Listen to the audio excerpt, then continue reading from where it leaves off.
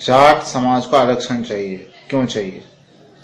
देखो, जाट समाज देश के लगभग 13 स्टेटों में निवास करता है, जहां पर प्रभावित है, काफी संख्या है 13 स्टेटों के अंदर।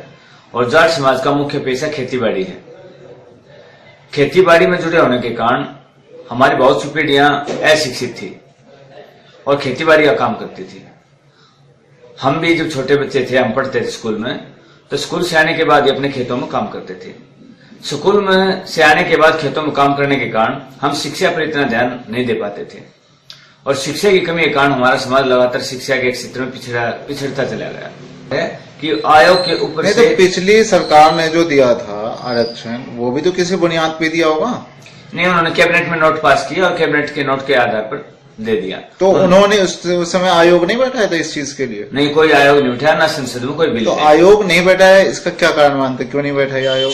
उसका कारण ये था कि 2011 में आयोग बिठाने की तैयारी कर रही थी सरकार, लेकिन हमारे समाज के 2 नेता थे, भूपेंद्र सिंह हुड्डा जी जो हरियाणा के चीफ मिनिस्टर थे, अजीत सिंह जी जो उत्तर प्रदेश में काफी महत्व रखते हैं और उस समय केंद्र सरकार में मंत्री थे, नागरिक उड्डयन मंत्री।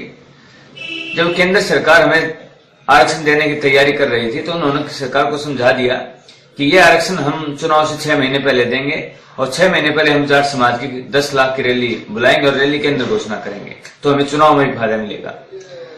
लेकिन एक बार जब कैबिनेट का जो प्रस्ताव था वो टल जाने के बाद जो दूसरे ओबीसी नेता थे कांग्रेस के अंदर, उनको पता लगा कि भाई हमारी सरकार जाटों को आरक्षण देने की तैयारी कर रही है 27% में, और उन्होंने सोचा कि जाटों को अगर आरक्षण मिल गया तो दूसरे समाज का हिस्सा कट जाएगा इसमें से।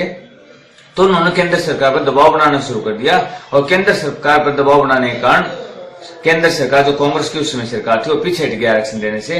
लेकिन जब लास्ट में देखा भूपेंद्र सिंह हुड्डा ने और अजीत सिंह ने कि हमारे कारण हमारी जो सलाह थी वो उल्टी पड़ेगी समाज के ऊपर, तो उन्होंने लास्ट में बड़ा दबाव बना के चुनाव आचार संहिता लागू होने से 1 दिन पहले हमें आरक्षण दिया, जिसमें जो दूसरी जातियां थी उन्होंने सुप्रीम कोर्ट में ये उठाया मुद्दा कि ये राजनीतिक स्वार्थ के लिए, राजनीतिक लाभ उठाने के लिए आरक्षण दिया गया है चुनाव से 1 दिन पहले। हमारा अगला स्टैंड ये है कि केंद्र सरकार हमें 27% जो ओबीसी को आरक्षण मिला हुआ है उस 27% में शामिल करे, और हमारी तो डिमांड ये भी है कि दूसरी जातियां ये कह रही है 27% में शामिल ना करें तो हमारा हिस्सा कट जाएगा।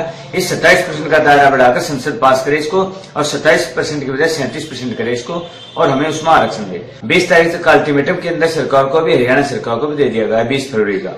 20 फरवरी तक सरकार कोई न कोई स्टैंड ले।